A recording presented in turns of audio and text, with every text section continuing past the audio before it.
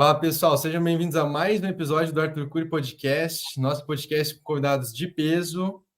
Nosso episódio de hoje consta com um ex-nadador profissional. Ele estudou e se formou nos Estados Unidos, na Louisiana State University. Ele foi assistente técnico na Ball State e atualmente ele é um dos treinadores da Wolfpack Elite, equipe profissional da NC State. Então, João Mescolotti, meu amigo, seja muito bem-vindo.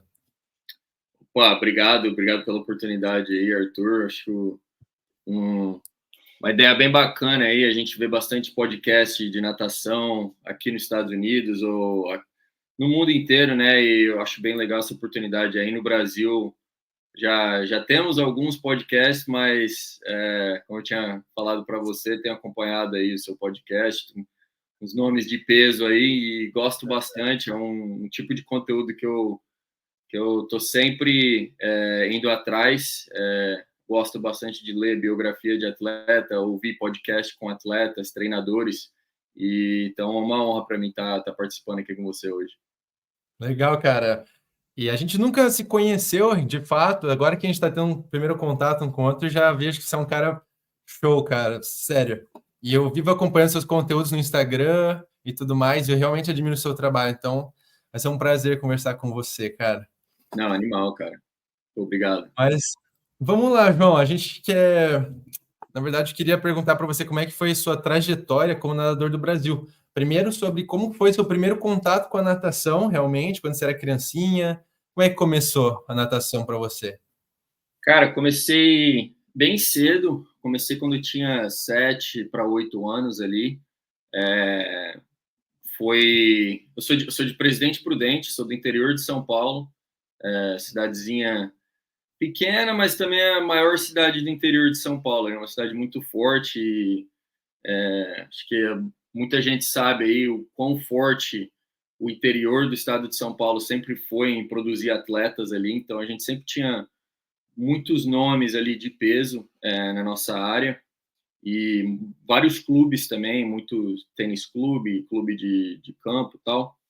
E comecei bem cedo, comecei com 7 anos ali, mais para a parte para não se afogar mesmo, sabe? Para aprender a ser um pouco mais confortável ali na água. E na época eu até fazia karatê, fazia um monte de esporte e tal, e acabou que chegou uma hora ali com uns 10, 11 anos, meus pais falaram, ó, vai ter que escolher, né, tava fazendo muita coisa, natação, karatê, os esportes da escola, começou a ter mais competição nos esportes da escola, eu gostava bastante de basquete também, e meu pai falou, pô, tem que escolher um aí, cara.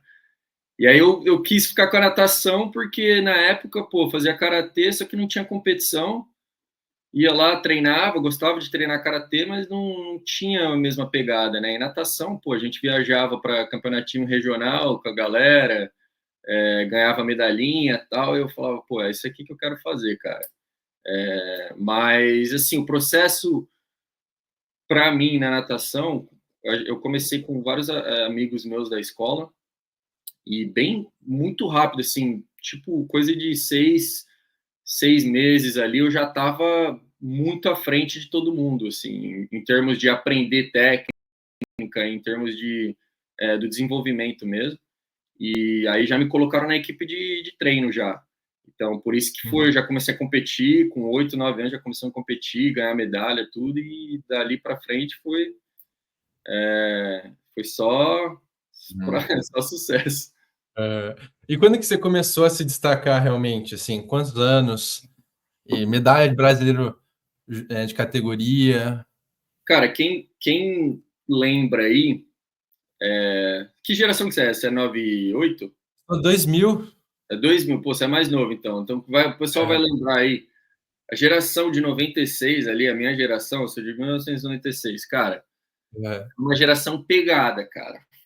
Era coisa braba, era tipo assim, uma coisa que foi legal, fui lá em Prudente, a gente tinha 2 clubes, né? Tinha a Prudentina, onde eu nadava, e tinha o Tênis Clube, que é onde era o Vitor Guaraldo nadava, um dos meus melhores amigos, Guaraldão. Legal. E assim, a gente era, cara, era muita briga, eu nadava de tudo também, na época eu nadava 100 peito, 200 medley, Então, desde os 10, 11 anos, era treta, eu e o Guaraldão, e a gente era melhor amigo, a gente fazia catequese junto, fazia as coisas junto, só que a gente nadava em clube diferente, então a gente não sabia o que estava acontecendo. Chegava nessa competição, era só paulada, né? Um no outro, tal. Então, isso eu acho que foi muito legal, porque desde cedo, cara, a competição já instigou muita competição. Então, com 11, 12 anos ali, eu comecei, eu e o Vitor, né? A gente começou a se desenvolver muito, e a gente nós éramos dois caras que não eram de clube grande, a gente era de clube pequeno no interior, a gente viajava e chegava no Campeonato Paulista, medalha para todo lado, e com isso veio bastante oferta, né, de clube, sabe como é que é? 12, 13 anos, bastante clube queria que a gente representasse eles, fazer aquele esquema de polo, né?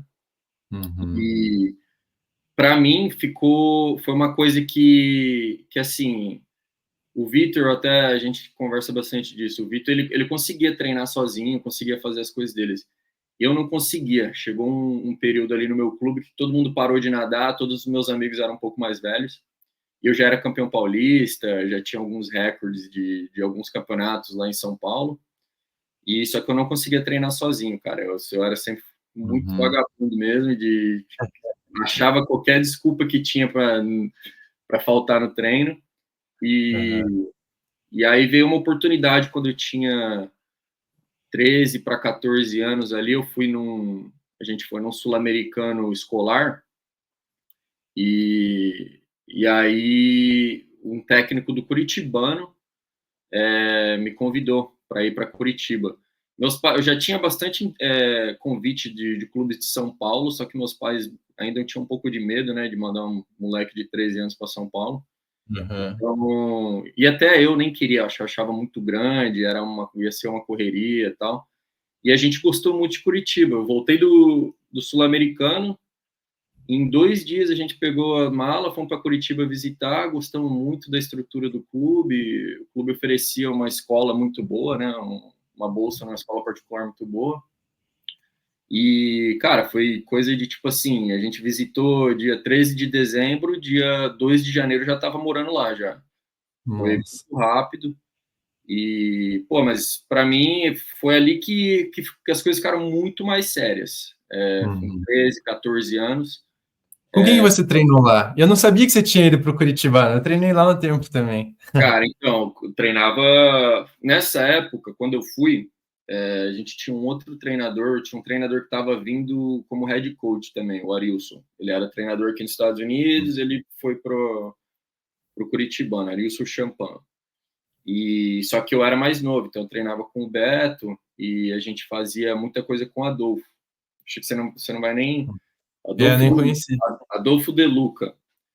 Cara, para mim, o melhor treinador que eu já tive, em termos de conhecimento. Só que a gente ficou junto muito pouco tempo, porque cheguei lá no Curitibano, treinei um ano com o Beto ali, o Beto e eu, Adolfo. E aí, é que eu era o grupo velocista, né? Tinha o grupo do Rodrigo, acho que você chegou até a treinar com o Rodrigo. Sim. Então, o Rodrigo chegou nessa época também, o Rodrigo foi no ano que o Rodrigo foi o ano que eu fui. E só que eu treinava com o Beto, com o Adolfo. E aí passou um tempo e o Adolfo acabou saindo do clube para treinar a Alessandra Marchioro, profissional. A Alessandra estava treinando para o Fluminense e o Adolfo saiu. E aí eu fiquei meio desolado. Eu lembro que eu chorei um monte no dia lá, que eu estava nadando super bem com o Adolfo e estava gostando muito de tudo que a gente estava fazendo junto. E, cara, fiquei puta chateado. E aí foi nessa que o Christian me abraçou, o professor Christian Carvalho. Cara, também foi animal, tipo assim, o Christian era risada e choro ao mesmo tempo, porque os treinos eram difíceis, de um jeito diferente, só que era uma coisa que era fora do normal, isso que eu gostava muito do Christian, não era uma coisa amassante, era um treino bem velocista mesmo, só que, cara, não sei, eu gostava muito.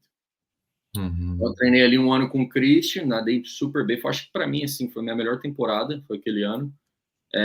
Minha melhor temporada ali das categorias de base foi aquele ano, foi 2012. Andei bem, andamos, nosso objetivo era ganhar o Chico Piscina, só que igual eu falei, cara, minha categoria era só pedrada, era na época que o Matheus Santana estava nadando para 48 de 100 livre, era Santana, tinha o Altamir, Gustavo Pesada, o Vitor Guaraldo, o Felipe Moni, só nome pedrada, velho.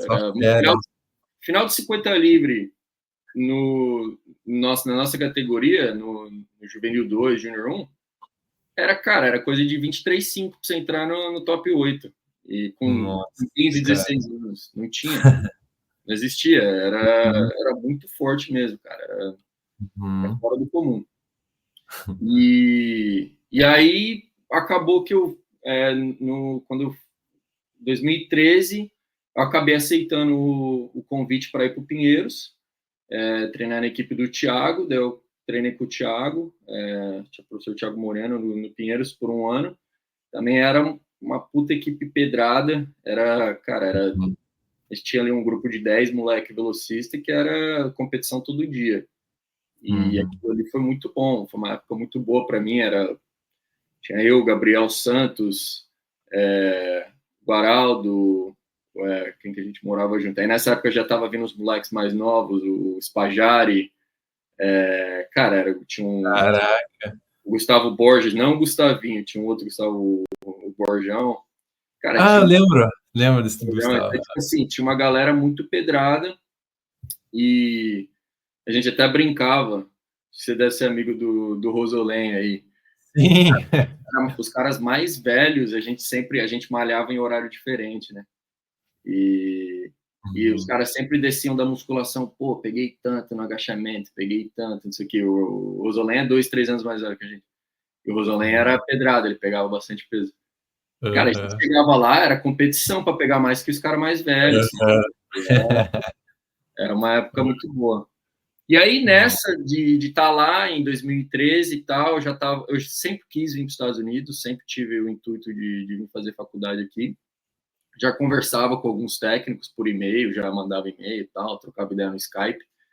E esse ano lá no Pinheiros foi muito bom para mim, porque lá tinha bastante atleta que treinava aqui já, né? Então tinha um pessoal que treinava no Havaí, tinha um pessoal que treinava em Auburn. Esse foi um ano que o João De Luca estava em Louisville. Então, tipo assim, tinha... E nesse grupo de treino, a gente treinava, eram os velocistas júnior masculino, junto com os peitistas do profissional. Então, tipo assim, a gente treinava com o João Júnior, treinava com o Henrique Barbosa. Então, o Henrique era um cara que eu trocava muita ideia, que ele nadava na Cal, né? Nadava na Cal Berkeley. Então, eu perguntava muita coisa. Falava, cara, o que eu preciso fazer em termos de documentação? O que eu preciso mandar para as faculdades? Como que eu converso? Para onde que eu vou? Tal. Eu comecei a receber bastante oferta de várias faculdades, só que eu não sabia, pô, será que eu pego uma bolsa de 100% em tal faculdade ou vale mais a pena pegar 70% em tal faculdade? Então, esse foi um período legal que os caras lá do Pinheiros me ajudaram bastante a meio que escolher ali para onde eu ia. E aí, em 2014, eu acabei vindo para cá.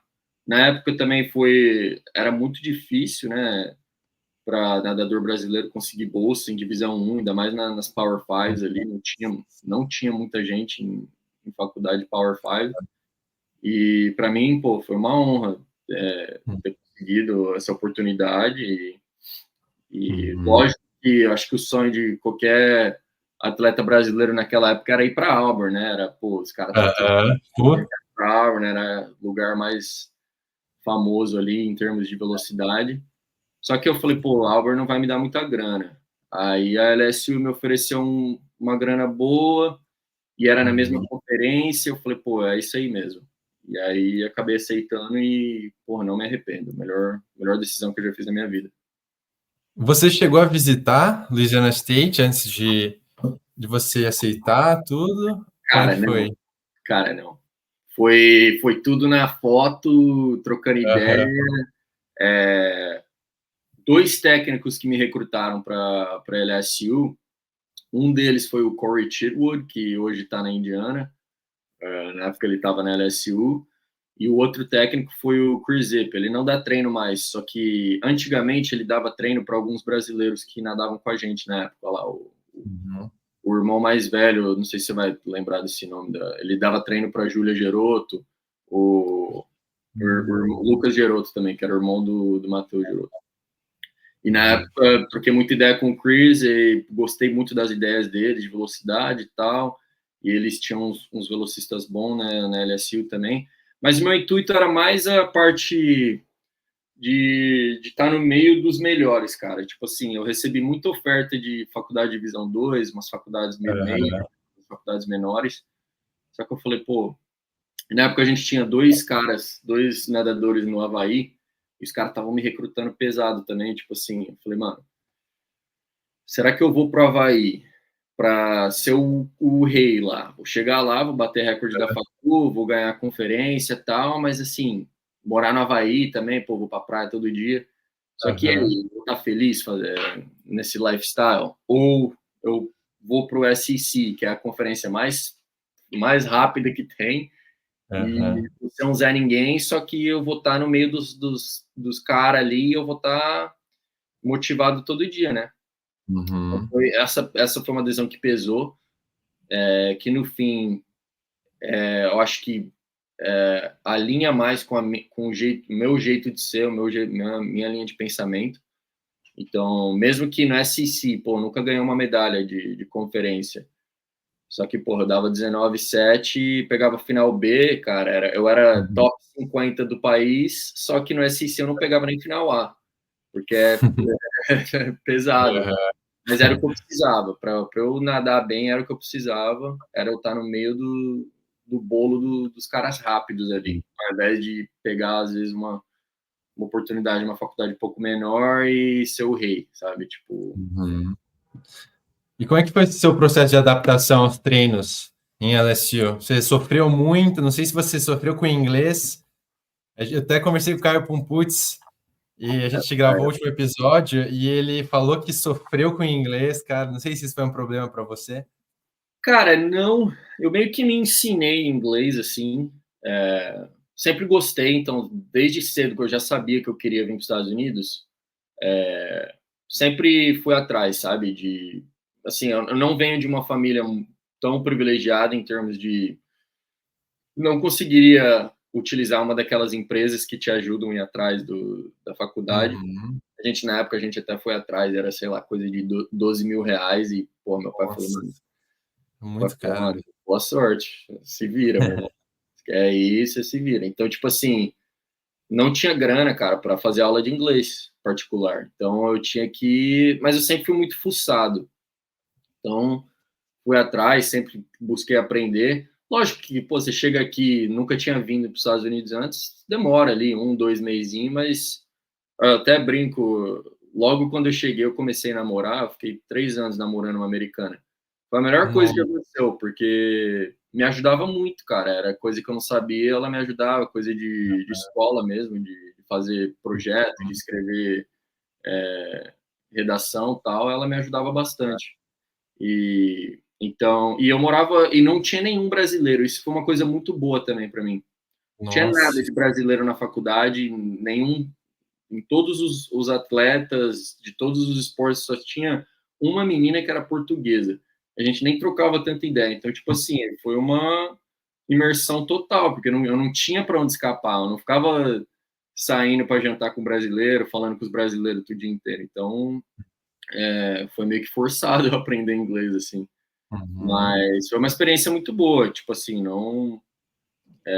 Eu até aconselho quem vem para cá, cara, tenta minimizar o máximo possível ficar andando com outros atletas brasileiros, porque isso aí mata a sua experiência, né, pô? Tipo, Com certeza. a mentalidade que a gente busca mais aqui é a mentalidade do americano, né? Então, tipo, no começo foi difícil, porque logo quando eu cheguei, o técnico que eu tava falando, ele saiu daqui, ele foi para ele aceitou um trabalho de head coach numa outra faculdade. Então a gente começou a treinar com o meu head coach. O meu head coach pegou os velocistas e começou a dar treino. E, cara, não foi bom. Não foi um ano bom. Foi um ano muito difícil. Meu head coach era bem old schoolzão. Old school, eu ia falar isso. Mentalidade. Ele era novo, só que uma mentalidade de clube, sabe? Tipo assim, Sim. O único jeito de melhorar é fazer mais. E a gente vinha, assim, a LSU, mano, você olha no ranking da conferência nossa ali, a gente sempre é os últimos 3. Tem 10 faculdades na conferência, a gente pegava 7º, 8º, 9º, 10º, não era comparado com as outras faculdades. Então, era todo ano, o jeito que meu head coach queria que a gente melhorasse era fazer mais, fazer mais, fazer mais. Eu falava, cara, não tinha como. Eu hoje em dia, dando treino para velocista aqui, para alguns dos melhores velocistas do mundo, eu olho para o que eles fazem e falo, cara, se eu fizesse isso, meu Deus do céu. Nossa, imagina. Mas, assim, vivendo e aprendendo, eu sempre brinco que existem 2 tipos de técnico. Tem os técnicos que, na natação, né? Tem os técnicos que gostaram muito do que aconteceu na carreira deles e eles queriam propagar isso, e os técnicos que acham que conseguem fazer melhor. Então, eu acho que do jeito que eu fui treinado, pelo menos nos meus primeiros meses ali, tem muita coisa que dá para fazer melhor. Caraca. E quando que você percebeu que você queria ser um treinador, especialmente aí nos Estados Unidos? Você sempre quis isso ou foi algo que Cara, do não. nada, assim, na universidade surgiu? Era aquela pergunta quando você faz esporte no Brasil, né? Todo mundo acha, pô, você vai fazer educação física, vai fazer isso aqui. Isso aí, nunca que eu vou ser treinador, nunca que eu vou fazer educação física e tal, não sei o quê. Então, eu cheguei aqui, eu sempre fui muito business-minded, sabe? Tipo assim, sou formado em marketing, fiz 3 minors no meu curso aqui.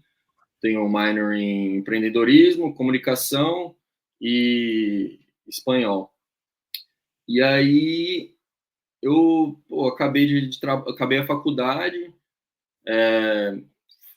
aposentei, cara, sempre gostei muito de academia, foi uma época que eu falei, puta, agora dá para eu realmente malhar mesmo, todo dia, pô, eu queria competir em bodybuilding na época, eu falei, mano, vou trabalhar e tal. Aí eu peguei um visto aqui, né, o OPT, comecei a trabalhar em escritório mesmo, e, cara, aí eu meio que assim, no começo é legal, porque, pô, não tinha nenhuma experiência, nunca trabalhei na vida, tipo assim, ganhava grana, Bolsa Atleta, tal, patrocínio, mas nunca tinha trabalhado, né? Aí você começa a ver, cara, você fala, puta... Sentiu o gostinho. Eu trabalhava das 7 às 7 para ganhar o mesmo tanto que eu ganhava como atleta, assim, meio que por cima, né? Mas eu falava, nossa, mas os caras trabalham tudo isso, velho. Aí você começa a dar valor, sabe? Você fala, velho, não é possível. Aí nessa, eu fiquei um ano trabalhando e e eu era muito bom, eu trabalhava com sales e tal, e, pô, era bom, customer service, sempre fui bom nisso. Só que eu não tava feliz. Eu falei, puta, mano, não sei se é isso, né? Aí meu visto ia acabar, eu falei, vou voltar pro Brasil, vou ver se eu arranjo um trampo lá. Minha mentalidade era, eu tenho o diploma nos Estados Unidos, pô, vou arranjar um trampo rapidinho no Brasil, todo mundo. Voltei pro Brasil, passou um mês no Brasil, eu falei, cara, que cagada que eu fiz. Aí, tipo assim, eu sou muito americanozão, sabe? Mentalidade, eu gosto muito da vida aqui, do jeito que as coisas são. Então, eu voltei pro Brasil depois de ter ficado 5 anos fora, e as coisas eram diferentes. Então, tipo assim, eu falei, putz, o que eu tô fazendo? Aí eu peguei, isso foi em 2019. Aí eu sentei, eu tava trabalhando em casa, graças a Deus eu arranjei um trabalho remoto, na época, para uma empresa dos Estados Unidos. Então, eu trabalhava, sim, bem pouquinho. Eu não ganhava tanto, só que eu ganhava em dólar. Então, eu tinha minha conta americana, os caras me pagavam em dólar. Cara, morar com meus pais, morando com meus pais, imprudente, ganhando em dólar, velho, eu ganhava, sei lá, $1.000 por mês, eu era um rei, pô. Era R$5.000 no Brasil, em cidadezinha pequena. Isso é um rei, cara. Aí não tinha nenhum custo. Aí tava nessa, tal, tava meio que decidindo. Eu falei, o que eu vou fazer? Eu vou voltar para os Estados Unidos como grad assistant, vou dar treino, vou fazer um mestrado, vou fazer um MBA, e aí eu tento ficar por lá. E aí eu arranjo uma empresa lá de novo e tento ficar por lá, fazer um MBA, mas eu uso esse conhecimento que eu tenho como nadador para ser técnico e ganhar meu MBA de graça de novo. Esse era o pensamento. Eu vou dar treino só para ganhar um mestrado e parar com isso. Aí, isso foi no final de 2019, o Vitor Guaraldo, ele estava aí no Minas, e ele quis fazer uma temporada com o Arilson, o professor Arilson Silva. Aí o Arilson estava na Hungria, aí o Vitor voltou para Prudente, ele começou a treinar. Ele falou, tem como você vir me ajudar, pegar tempo e tal, tá lá comigo, né, nadar algumas sessões comigo, só para motivar até eu ir para a Hungria, que ele ia ir para a Hungria, tipo, em fevereiro. Eu falei, pô, vamos, pô. Aí eu comecei, novembro, dezembro. Aí eu já fiquei shapeado de novo, eu falei, puta, cara. Tipo, fui um ano e meio sem nadar, sem cair na água. E aí eu comecei a perder peso e me sentir bem na água e tal, não sei o quê. Eu falei, pô... E era para ter a seletiva olímpica em abril de 2020, né? Eu falei, Vitão, você acha que eu pego o índice 50 livre? Os caras falaram, pô, mas lógico que você pega. É tranquilo, eu tava treinando bem. Eu falei, pô, beleza, então acho que eu vou nadar para pegar o índice aí. E nisso eu já estava fechado com alguma faculdade para voltar em agosto de 2020. Então, falei, pô, tem que ficar aqui no Brasil até agosto. Então, eu vou nadar, vou brincar aqui, vou na competição. Aí, na época, eu comecei a trabalhar para Swimming World Magazine também, remoto, fazendo marketing. Então, eu falei, pô, vou fazer uns conteúdos de natação para Swimming World, vou na seletiva olímpica, legal. Aí, beleza, aí comecei a nadar e tal. Peguei o índice, nadei uma competiçãozinha regional, peguei o índice, nadei, sei lá, para 23,5 de novo. Falei, pô, tô voltando, tal, legal, né? Aí, Covid. No dia depois que eu peguei o índice, Covid. Nossa, cara. Aí eu falei, vou ficar aqui, vamos ver, né, o que é isso aí.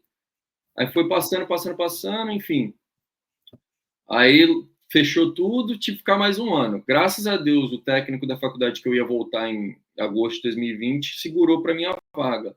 Então, passou um ano e tal, voltei aqui para os Estados Unidos, com um puta processo para tirar o visto e tal. Mas eu fiquei em casa trabalhando para a mesma empresa que eu estava trabalhando, fiquei nadando também, malhando e tal. E nessa, não tinha tanto tempo, cara, foi quando era tipo assim, coisa de 3, 4 podcasts por dia, um livro por semana. Tipo assim, estudando. Falei, cara, vou estudar. Ia estudo de natação, de dryland, de tudo. Falei, cara, fiz curso de dryland, fiz curso de strength and conditioning e tal. Falei, mano, porque eu aplicar tudo que eu aprendi, eu falava, cara, eu vou fazer um negócio diferente em mim. E eu nadei quando eu peguei o índice olímpico, eu tava nadando 3, 4 vezes por semana. Então, tipo, tem alguma coisa aqui, não é possível. Não é possível que eu treinava 9, 10 sessões de água por semana para nadar ao mesmo tempo, nadar para 22,8, 23,0. Aí, beleza. Aí, voltei para os Estados Unidos, comecei a dar treino, fazendo meu mestrado ali. E aí, cara, na faculdade que eu estava, era uma faculdade pequena, da Divisão 2, lá na Califórnia. Aí o técnico meio que falou, ó, os velocistas tá com você aí, ó. Me deu 20 velocistas na mão, falou, faz o que você quiser. E aí foi tipo assim, eu falei, beleza. Na mesma piscina, o Dave Salo era lá em Irvine, então o Dave Salo tinha equipe profissional dele. Dave Salo é um dos melhores treinadores do mundo, principalmente na área de velocidade. E eu acabava nosso treino 8 horas da manhã, a equipe do Dave Salo entrava 8 horas, eu não tinha mais nada a fazer, eu ficava lá, trocando ideia com ele, perguntando coisa e tal, e então meio que fiz um PhD em sprinting ali em um ano só. Só que o cara ali no ouvido do cara, azucrinando ele. E aí já era. Aí eu comecei o Instagramzinho, eu falei, vou começar a postar uns negócios. E aí comecei a trocar informação, e aí daqui a pouco o Brett mudou para lá, para Irvine também, o Brett Rock, e aí de vez em quando eu tava na borda da piscina lá, eu, o Brett Rock e o Dave Sale, cara. Então eu falei, meu, isso aqui é o Nossa. PhD em velocidade.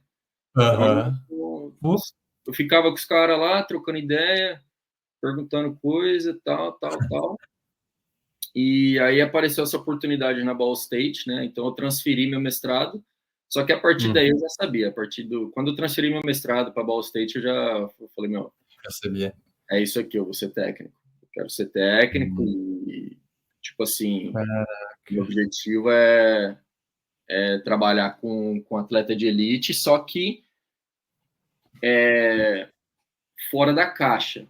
Quero ser um cara fora da caixa igual esses caras, Dave Selo, Brett Rock. O meu chefe aqui na NC State, o Braden Holloway, é o cara mais fora da caixa que eu conheço. Então, só que eu falei assim, eu não posso querer só fazer umas coisas fora da caixa que não fazem sentido, né? Então, eu comecei a estudar, ler de tudo, ir atrás de informação, porque eu não tenho essa faculdade de educação física, eu não tenho esse background. Então, o bom aqui dos Estados Unidos é que a gente pode dar treino, né? Não tem toda a burocracia que tem no Brasil. Só que também eu não quero fazer um serviço mal feito. Então eu faço qualquer certificação que tenha, eu vou atrás, eu corro atrás, eu estudo muito, eu leio livro de anatomia. Só, tipo, hoje cedo eu estava lendo um capítulo de treino de anatomia, sabe? Tipo, não preciso fazer isso, mas gosto, sabe? Eu vou atrás. Você encontrou alguma dificuldade específica quando você começou a trabalhar e a se estabelecer como treinador aí nos Estados Unidos? Quais foram essas dificuldades ou desafios? Cara, é muito diferente aqui, né? Acho que você já veio, você passou seu período aqui, você sabe como é que é, principalmente a relação técnico-atleta é muito diferente aqui. É uma coisa que você tem que ter um pouco mais de precaução. Principalmente quando, pô, eu tenho 28 anos ainda. Comecei a dar treino 3, 4 anos atrás. Tinha 24 e tinha atleta meu que tinha 23, sabe? Então, era um período muito difícil em termos de, pô, não falar uma coisa errada, não me expressar de uma forma que ainda conseguisse impor um respeito. Mas assim, eu acho ainda uma das maiores dificuldades aqui, como treinador, é essa parada se você quer ser o cara que é fora da caixa, você tem que estar pronto para tomar bastante pedrada, sabe? Principalmente na minha situação, que eu decidi fazer um Instagram e fazer minhas opiniões públicas, Sim, nossa, imagina. eu acabo fechando muita porta para mim mesmo. Com Só certeza. que, ao mesmo tempo, Hum, eu não tô nem aí, sabe? Assim, para ser bem sincero. sim. Aham. Porque as pessoas que eu valorizo, as pessoas que eu tenho como mentores, eles olham para mim e eles me ajudam, eles gostam do jeito que eu penso, do jeito que eu tô agindo. Então, mas querendo ou não, você acaba fechando muita porta, né? Principalmente querendo ser um cara público como treinador, o cara que vai contra e a maioria a norma. Isso acontece, né? Mas é uma coisa que eu decidi, assim, pô, eu vou ser treinador, mas eu tenho que ser eu mesmo, sabe? Eu não vou me conformar e fazer uma coisa que, lógico que dentro das leis tal, mas em termos de do jeito que a gente conduz ali o business, mas em termos de linha de pensamento e o jeito que eu trabalho, eu tento manter a, o máximo possível ser eu mesmo, né? Essa ideia. Claro. Cara, que massa. Eu admiro muito isso em você, de se expor também e mostrar a sua opinião. E eu gosto muito disso. Eu estou sempre aberto também para aprender, porque às vezes, pô, eu mesmo já rodei altos volumes de treino. Eu que nado 200 era diferente, mas eu olho um velocista e eu penso, pô, por que esse cara tá fazendo tanta coisa se você vê o McVoy treinando pouquíssimo e dando tanto resultado? Aí isso abre minha cabeça e eu penso, nossa, tem coisa aí, né? Dá para explorar mais essa parte. Mas agora, mas partindo mais para essa parte de aplicação de treinos, cara, eu queria te perguntar o que você considera essencial para desenvolver um nadador a nível universitário. Você fala da parte de treinador ou da parte do atleta? Eu falo, você como treinador aplicando no seu atleta, sabe? Dizendo, assim, levando em consideração que o seu atleta, ele tá com a cabeça ali de, cara, de performar, ele dorme direitinho, se alimenta também bonitinho, Uhum. sabe? Então, você como treinador, o que você acha essencial que o seu atleta faça? Então, cara, eu acho interessante essa pergunta, porque acho que você consegue diferenciar legal também, que você nadou na Missouri State, né? Uhum. Você nadava com o Dave. Com o Dave Collins, é. Dave Esqueceu Collins. ele. A gente nadava contra eles na Ah, conferência lá. uhum. Da Ball State, é Na verdade. bola. Lembro, Então, lembro. tipo assim, ali é um exemplo perfeito de uma mid-major que é muito boa, que são atletas que levam a sério. A primeira Uhum. faculdade que eu dava treino era uma faculdade de divisão 2, só que era uma faculdade muito, o nível era muito mais baixo. Uhum. E com o motivo deles, eles não eram nadadores que, pô, quero baixar meu tempo, quero ser nadador pelo meu país, quero ir para o Nationals. O cara não tinha nenhum. Alguns nadadores no time, sim. Você tem uma ideia, no mesmo grupo de velocista, eu tinha um moleque que nadava para 44 sem livre e tinha uma menina que nadava para 1,15 o sem livre. Uhum. Porque a divisão 2, eles são mais baseados no dinheiro que o atleta vai trazer para a faculdade, então eles aceitam qualquer pessoa no time. Então, tipo Uhum. assim, o meu intuito como treinador, naquela situação, era eu vou fazer os treinos. E eu só podia dar treino uma vez por dia. Então a gente só tinha o treino de manhã, não tinha treino à tarde e não tinha treino sábado. Então era 5 sessões. Uhum. Eu falei, pô, a maioria dos meus atletas estão aqui para se divertir, né? Have fun. Tá, ser parte de um time. Então, assim, eu tinha que conciliar o trabalho, conciliar, pô, a gente tem que fazer tais coisas, né, tais exercícios, fazer a nossa progressão aqui, mas ao mesmo tempo eu tenho que ser muito flexível em, pô, não ser tão em cima, não ficar chateado, não gastar tanta energia com essa parte da performance.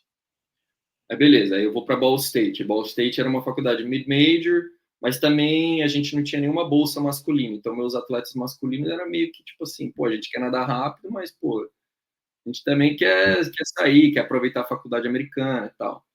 Então, era a mesma coisa. Então, era um pouco a mais a parte de trabalho, da seriedade do trabalho, mas também eu tinha que ser meio que flexível com essa ideia deles também, pô, o cara vai sair, o cara vai tomar a cervejinha dele, ele vai perder uma noite de sono, sabe? Tipo assim, só que eu também, pô, beleza. Agora, Uhum. onde eu tô aqui agora, nesse stage, assim, eu tenho que entregar o meu melhor. Eu acho que eu fico atrás se eu não estiver lendo, se eu não estiver assistindo a Olimpíada, a Copa do Mundo e vendo o que está acontecendo, o que é novo, e eu não entregar para meus atletas, eu me sinto mal. Por quê? Os caras aqui querem ser campeão mundial, os caras querem ser recordista mundial. Eles têm Uhum. essa mentalidade. Então, eu, como treinador, eu tenho que entregar essa mesma mentalidade para eles. Lógico, a gente vai se divertir no caminho, vamos. Só que a prioridade aqui é eu chegar, pô, com a melhor das informações possível, com o melhor do melhor para o meu atleta atingir esse sucesso que eles querem, sabe? Então, Uhum. assim, como treinador, o que eu acho que um atleta desse nível precisa para se dar bem, cara, é curiosidade. Para mim, o, a coisa mais importante que um atleta que quer melhorar precisa é a curiosidade de entender o processo, de entender o que está sendo feito, de ir atrás, de, pô, Porque, tipo assim, a maioria do meu conhecimento não veio porque eu fui forçado a aprender, foi minha curiosidade de ir atrás. Então, uma coisa que eu vejo que sempre vai dar certo, tanto para o atleta quanto para o treinador, é ser o mais curioso possível, para conseguir ir atrás desse conhecimento, para conseguir aplicar as coisas de forma correta. E também, assim, saber que, pô, às vezes alguma coisa dá errado, às vezes uma coisa não é do jeito que você pensava, e move on e vamos para a próxima, sabe? Então, é uma característica que eu vejo bastante, tanto de treinadores quanto de atletas que têm muito sucesso aqui nos Estados Unidos, é essa curiosidade de saber, de conseguir se renovar sempre. Cara, que massa. Agora, partindo mais as questões de treinamento, aí na Wolfpack Elite, onde você dá treino, queria saber se vocês, primeiro, utilizam muita tecnologia, sabe, com os atletas. Vou dar o exemplo da Universidade de Virgínia, que é a universidade hoje que com as mulheres, homens também, mas principalmente as mulheres, Gretchen Walsh, Alex Walsh, Kay Douglas. Cara, eles têm se não me engano, é um engenheiro lá que acompanha os números, vê tudo em tempo real para ver aonde que tá, sabe, aonde que o nado delas não está sendo mais eficiente. Eu não sei se vocês trabalham com algo do tipo, né, com tanto nível de detalhe, mas eu queria saber primeiro sobre tecnologia, se vocês utilizam, e falar um pouquinho sobre como vocês trabalham. Cara, eu acho muito legal hoje em dia, então, eles têm o Dr. Ken Ono lá, né? O cara é bravo mesmo. A gente tem bastante. Hoje em dia, né, em geral, eu acho que é muito mais fácil você utilizar a tecnologia. Eu acho que na nossa época ali de facul, até você, pô, você graduou, você graduou faz pouco tempo também, tipo, Foi em 2022. 2 anos. Não tinha tanta tecnologia igual hoje, cara. Tá cada vez mais processos tecnológicos aparecendo. Esse ano, a gente está usando muito o Flex, que é um aparelhinho que você coloca aqui na touca. Ele mede ali o principal que a gente olha com o Flex é o batimento cardíaco durante as séries. Mas ele mede ali também o tempo, o que você está fazendo, os 25 e tal. Se você estiver treinando sozinho, é uma ferramenta muito legal. Mas, cara, a gente tem muita coisa, a gente sempre filma, a gente tem alguns workouts que a gente deixa a câmera ali em vários ângulos diferentes com a TV, com um delay, né? Então, às vezes os caras estão fazendo o tirinho de 15 ou tirinho na Power Rack ou no bucket ali, assistindo, o cara volta da Power Rack, ele já tá assistindo ali, pô, tem que melhorar isso. E é muito... A gente faz muito peer review, né? Que nem a gente deixa ali, vamos fazer tantas saídas. A gente começa a filmar lá e a gente filma tal, só que, pô, se eu sou um atleta e eu tô vendo o meu parceiro de treino ali fazendo negócios, eles mesmos se ajudam, a gente faz bastante disso. Mas hoje em dia, em termos de medir ali, pô, até eu nunca gostei de usar nada, hoje em dia eu uso um loopzinho, né, para sono. Muitos dos nossos atletas aqui tem um Whoopzinho ou um Aura Ring que mede o sono, mede o quão cansado, né, caloria, tal, essas coisas. Na academia, a nossa academia nova aqui, a gente tem cada rack tem um tablet e uma câmera, né? Então o cara tá fazendo ali o exercício e a gente quer a barra em tal velocidade. O cara já loga ali, já aparece o treino dele no tablet.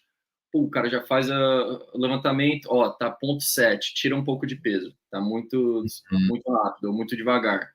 Pô, tira o peso, bom, beleza, é isso aí. Aí o cara já vê o gráfico ali na hora, o cara não precisa nem ajustar nada. Então, a gente usa, sim, bastante tecnologia em momentos diferentes. A gente gosta de filmar bastante durante o treino.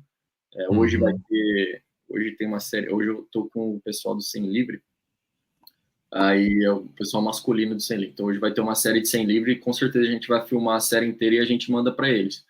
E aí depois é meio que assim, Pô, semana passada estava dando 22,1 em todos de 50. Essa semana está dando 22,4 e você está dando uma abraçada a mais em cada 25. Pô, vamos melhorar isso aqui para o próximo treino, para a semana que vem e tal.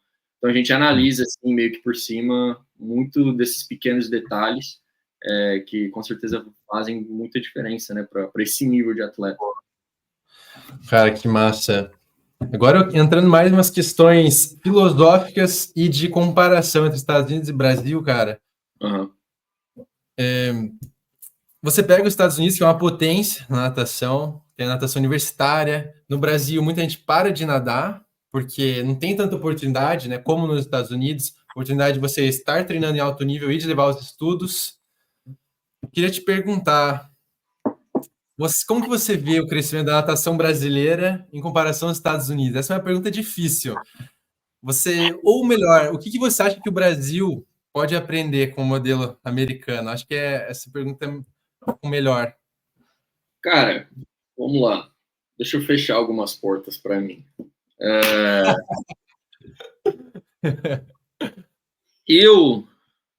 Tem muita coisa, né? A gente pode ficar. Outro dia eu liguei, troquei uma ideia com um dos meus melhores amigos, Gabriel Santos. A gente ficou 2 horas no celular trocando ideia, né? Do que aconteceu na Olimpíada lá e tal. E, cara, tem muita coisa. Eu acho que o pessoal tá fazendo muito certo. Hoje em dia, você vê a molecada mais nova aí, todo mundo saindo fora, todo mundo vindo para cá, aproveitando essa oportunidade que eles têm. De vir fazer a faculdade, e, pô, às vezes você acaba a faculdade aqui e você ainda quer ser nadador profissional, igual você.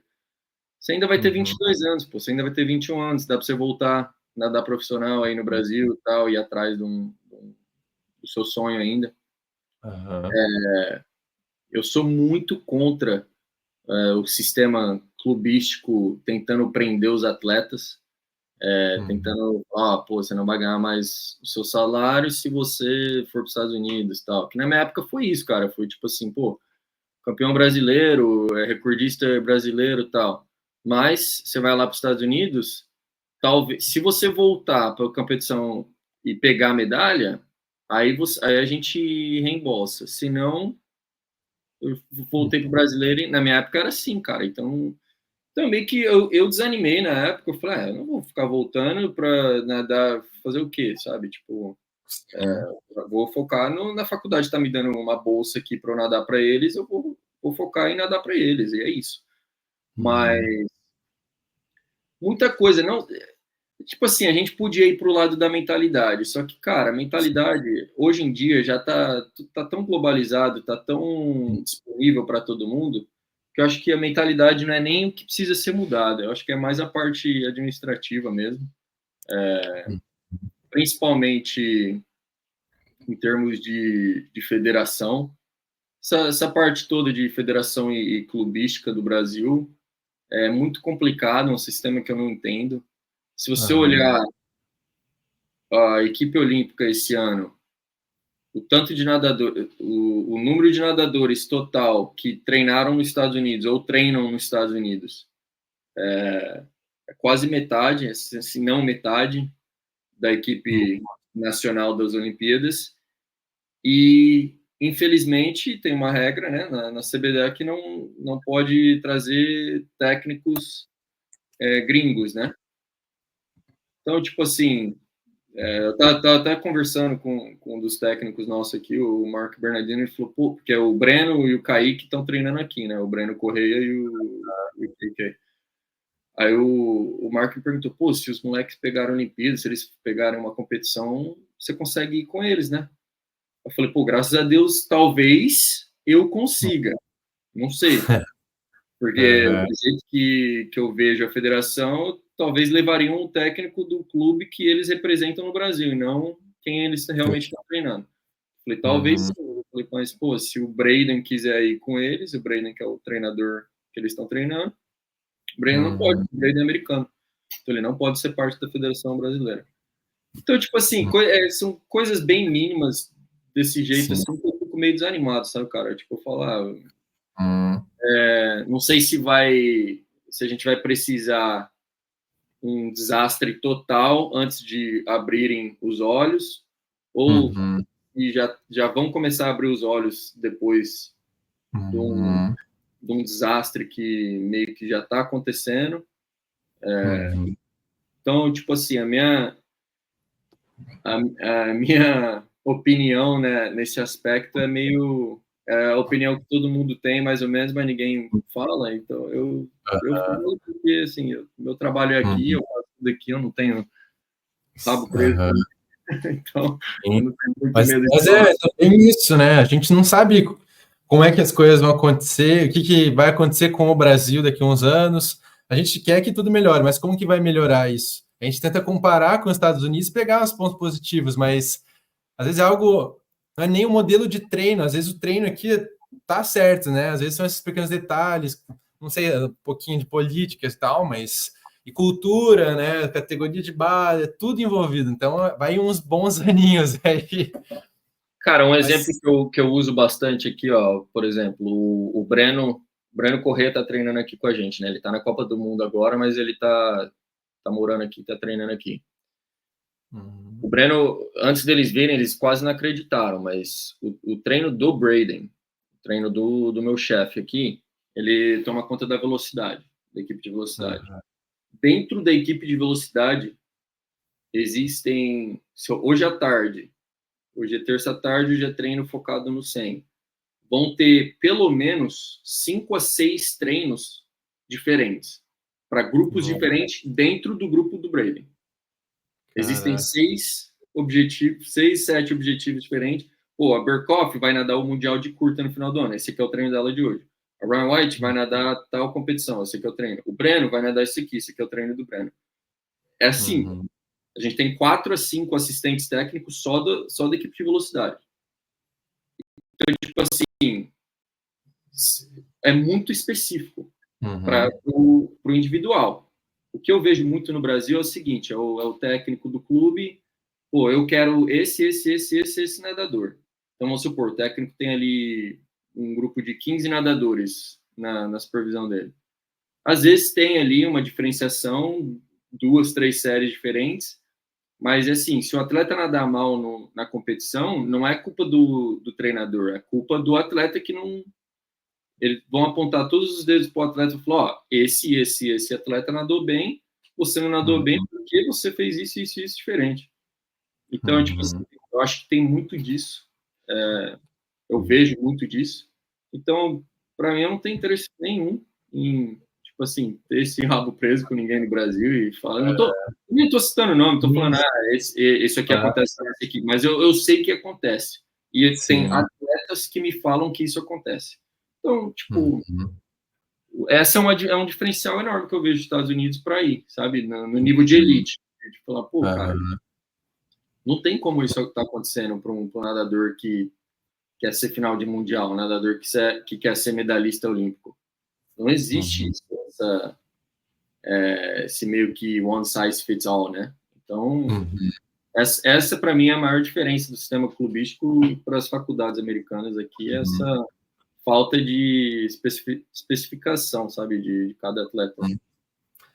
E, João, agora querendo mais entrar no assunto técnico, cara, como que vocês fazem para trabalhar a técnica de um nadador? Às vezes você pega um nadador de elite, claro que ele não tem muita coisa, você mais lapida ele, né? Mas vou pegar, por exemplo, alguém que é um freshman, né, um calouro ali da universidade, cara. Como que vocês pegam ele e acabam, sei lá, transformando o cara? Porque eu vejo muita gente indo para os Estados Unidos, entra numa baita faculdade e o cara não tem tanto resultado, mas ele sai outro, sabe? Então, qual que é a importância do trabalho técnico na sua visão? Você acha que tem que vir mais do atleta mesmo? Como que você trabalha essa parte? Cara, eu acho que é meio que dos dois, né? Igual eu tinha falado antes da parte de curiosidade, sabe? Do atleta estar, sim, sempre muito disposto a fazer uma coisa diferente, cara. Eu cheguei aqui, o exemplo perfeito, cara. Eu cheguei aqui, eu dava meu primeiro 50 livre.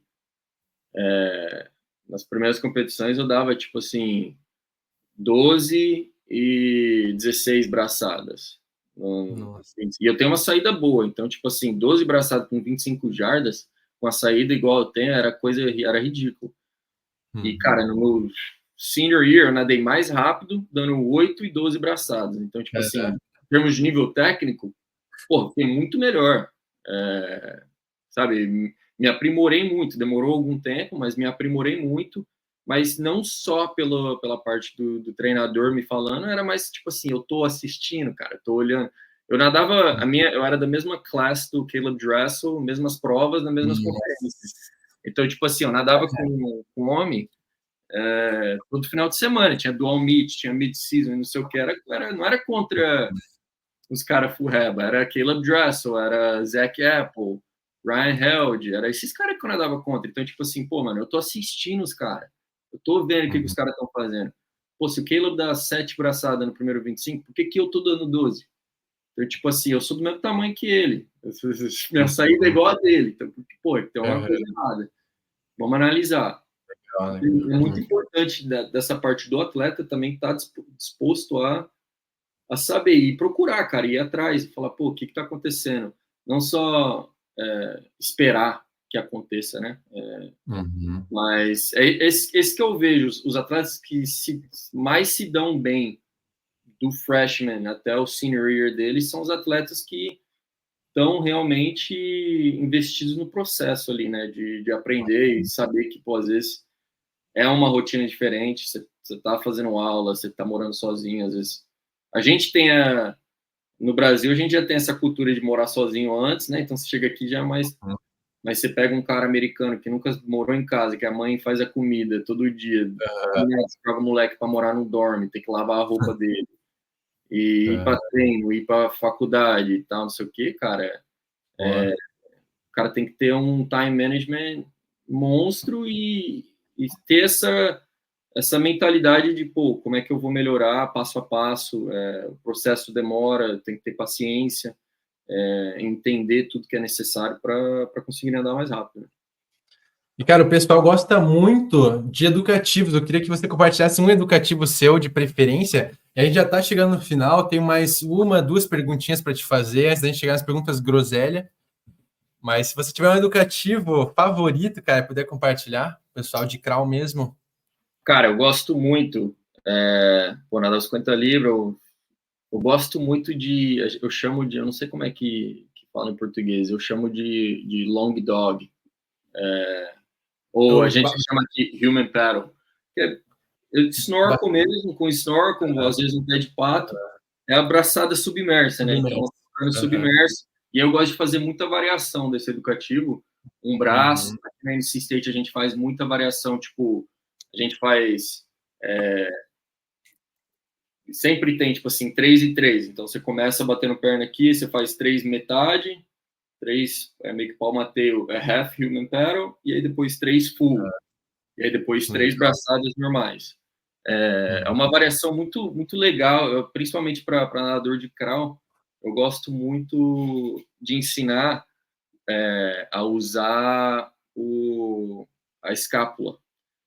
Eu vejo bastante nadador que não consegue usar essa rotação, não consegue usar o outro ombro na hora da rotação. Eles forçam muito, acaba tendo até lesão de ombro, porque está forçando muito um braço e não consegue usar a escápula, a outra escápula do outro lado do corpo para ajudar na rotação.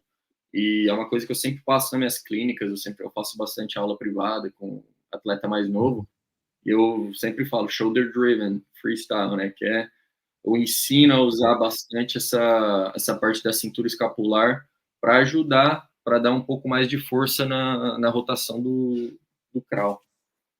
Cara, que legal. E eu queria que você desse um conselho para as pessoas que almejam nadar nos Estados Unidos, cara, conseguir uma bolsa na faculdade. Teria algum conselho para dar para esse pessoal mais jovem? Cara, vai atrás, seja curioso, não tenha medo de mandar mensagem para os técnicos.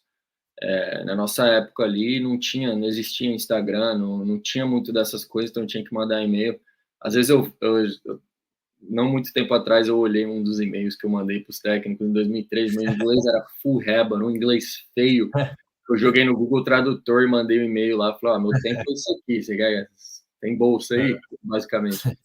Mas, cara, vai atrás, seja curioso, e não seja muito mente fechada para uma faculdade. Que eu acho que essa é a maior decepção de bastante atleta. Fala, pô, quero ir nadar em Auburn, quero ir nadar na NC State, tal. Só que, cara, essas faculdades são, não é assim, né? É difícil de entrar numa faculdade muito boa na natação. Então, não seja mente fechada para isso, porque às vezes, igual aconteceu comigo, eu parei lá na LSU e acabou sendo a melhor experiência da minha vida. Todo mundo me conhece, sabe o quanto que eu amo a LSU, o lugar. Então, não seja muito mente fechada, porque às vezes a oportunidade que aparecer para você vai ser a melhor oportunidade que poderia ter aparecido mesmo. Legal, ótimo conselho. E agora, a última pergunta, antes da gente começar as perguntas groselha, que são papum, coisa rápida. Cara, eu vejo você postando coisas todos os dias praticamente. Você já se formou, é um treinador, então trabalha bastante. Mas qual é a importância de você se manter ativo hoje em dia? Sabe, depois de ter se formado, já está trabalhando. Porque eu vejo você nadando, competindo Master. Então, se puder falar um pouquinho. Cara, eu gosto. É uma coisa que, assim, desde que quando eu comecei, igual eu estava falando, eu comecei a nadar para ir para a seletiva olímpica, né, em 2021.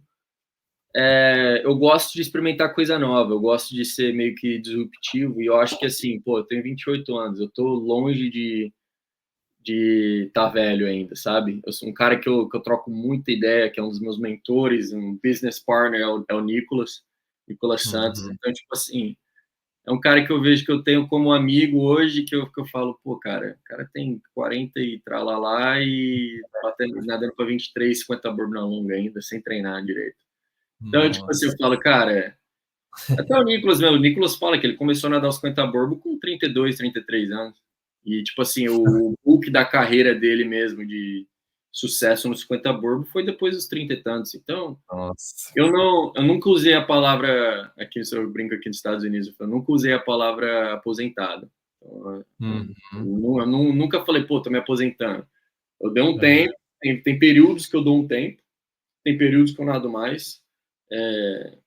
Eu nado competições masters, mas eu nado também, às vezes, dá para entrar numa competiçãozinha pro. Então, ano passado eu levei alguns atletas pro Pro Series em Chicago, e eu tava com índice de 50 livre e de 50 burba. Eu nadei contra meus próprios atletas, tipo assim, Que pra massa. brincar, eu gosto de brincar. E, pô, nadei contra o Gabriel, o pessoal do Brasil tava tudo lá, saímos pra jantar, e, tipo assim, eu falava, pô, cara, já foi minha época, mas, tipo assim, eu tô com índice, pô, ainda tô brincando, ainda dou. E eu gosto de experimentar mesmo, igual você perguntou aí, de educativos.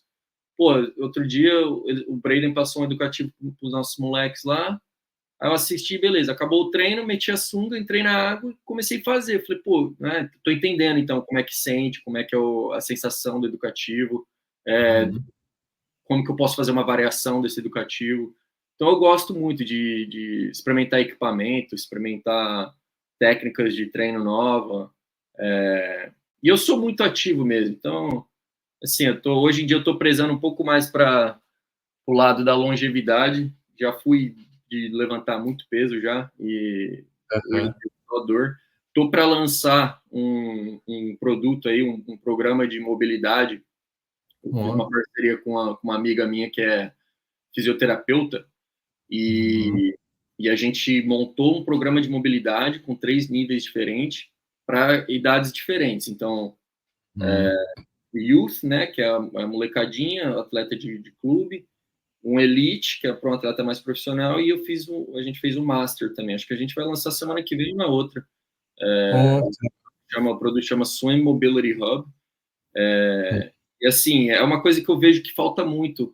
Eu converso bastante com o Ken McEvoy, e foi uma coisa que ele fez completamente diferente nesses últimos 2, 3 anos, é a mobilidade dele, aumentar o range of motion para você aplicar uma técnica melhor na água, né? Porque é um funil, cara. Tudo o bico do funil ali vai ser a sua técnica. Então, se você não consegue aplicar a sua técnica de uma maneira eficiente, Você pode ser o cara mais forte do mundo, você pode ter a nutrição, você pode dormir bem todo dia, você pode fazer tudo bem. Só que a sua técnica é o jeito que você vai conseguir aplicar na água. Então, é uma coisa que eu estou prezando muito hoje em dia, é mais essa parte de eu mesmo conseguir atingir essa mobilidade, essa flexibilidade para aplicar exercícios mais técnicos. Que massa, cara. Que aula, viu? E, pessoal, se vocês estão gostando da conversa com o João, não esquece de deixar aquele like, comentar abaixo, sugestões de vídeos, o que vocês acharam. Me ajuda também a me aprimorar. E não esquece de compartilhar com os amigos, familiares. Mas agora a gente vai partir para as perguntas groselha, antes do final aí do nosso podcast. Tá pronto, João? Bora. Cara, o que você comeu no café da manhã hoje? Nada. Café e... Não sei se vocês têm aí em Minas aí, tereré. Eu tomo bastante tereré. Ah, bom, pô. No interior a gente Gosto toma tereré. Eu tô tomando tereré e café, cara. Agora já são meio-dia para mim. Quando eu não trabalho... Tipo assim, eu não fui na piscina hoje cedo. Hoje eu tô só trabalhando no computador aqui agora cedo. Eu tento manter um jejum. Vou comer aqui agora um ovo, uma salada e um ovo, e aí eu vou dar treino. Aí tem dias assim que eu como mais na janta mesmo. Mas é isso. Legal. Hot dog do Brasil ou dos Estados Unidos? Cara, do Brasil, podrão, né? O famoso podrão. Porra, bom pra caramba, né? Cara, brigadeiro ou aquele MM de pasta de amendoim? Para quem não sabe, esse MM de pasta de amendoim dos Estados Unidos é absurdo, pessoal. Um negócio assim, você come um, você mata o pacote, né? Cara, eu não sou muito de doce, mas eu gosto do MM de fudge. Nossa! Eu gosto de chocolate amargo, essas coisas assim, sabe? Uhum. Eu gosto do MM de fudge, é o meu predileto. Legal. Ó, você prefere falar todos os idiomas ou ter a habilidade de falar com todos os animais? Idioma, cara. Eu gosto de animal, eu gosto de cachorro e tal, mas o que me abriu muito a porta foi falar inglês. Acho que, tipo assim, eu conheço as pessoas que eu conheço hoje porque eu consigo falar inglês com elas. Eu tenho o conhecimento que eu tenho porque eu consigo ler em inglês, eu consigo ir atrás de conteúdo em inglês.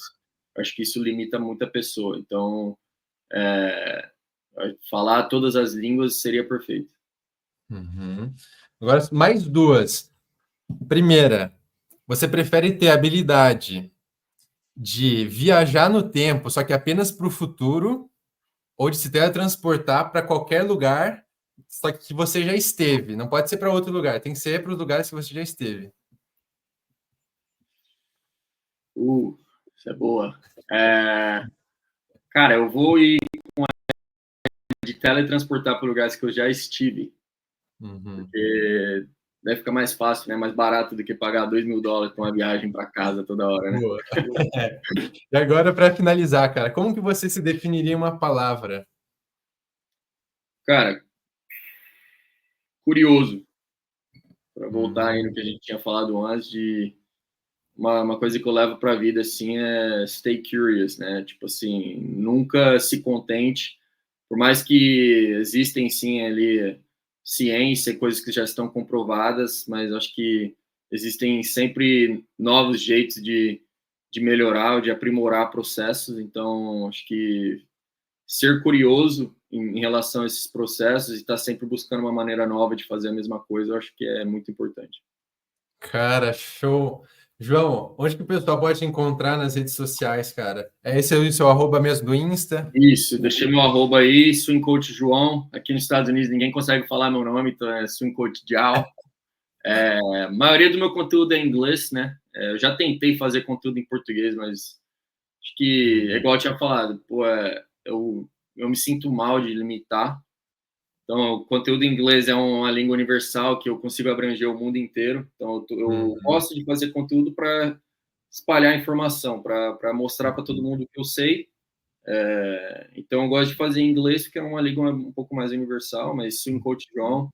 A gente tá para lançar meus links estão tudo lá, mas a gente vai lançar esse projeto novo aí do Swing Mobility Hub também, vai estar lá no meu perfil também. Mas é onde eu gosto de me comunicar. Estou sempre respondendo meus directs, tudo. Então, quem tiver qualquer dúvida, qualquer pergunta que quiser mandar, pode mandar lá que eu entro em contato. É isso aí, pessoal. Quem quiser falar com o João, vai lá, ele é super acessível, é um cara muito legal, sempre correndo atrás. Eu queria te agradecer aqui em público, João, por aceitar o convite. Agradecer também o pessoal aí que assistiu até aqui. Pedir de novo para deixar o like, caso tenha gostado da conversa. Não esquecer de comentar abaixo, sugestões, o que você achou também do conteúdo. Compartilhar com seus conhecidos, que ajuda demais. Pô, Mas tamo é junto, isso. cara. Pô, obrigadão mesmo aí de novo. Espero que o podcast só cresça. Sei que já é um dos primeiros episódios ainda, né? Mas, cara, se precisar voltar aqui, trocar mais ideia de alguma coisa mais específica, tamo juntíssimo. Gosto pra caramba de falar de natação, então tamo junto.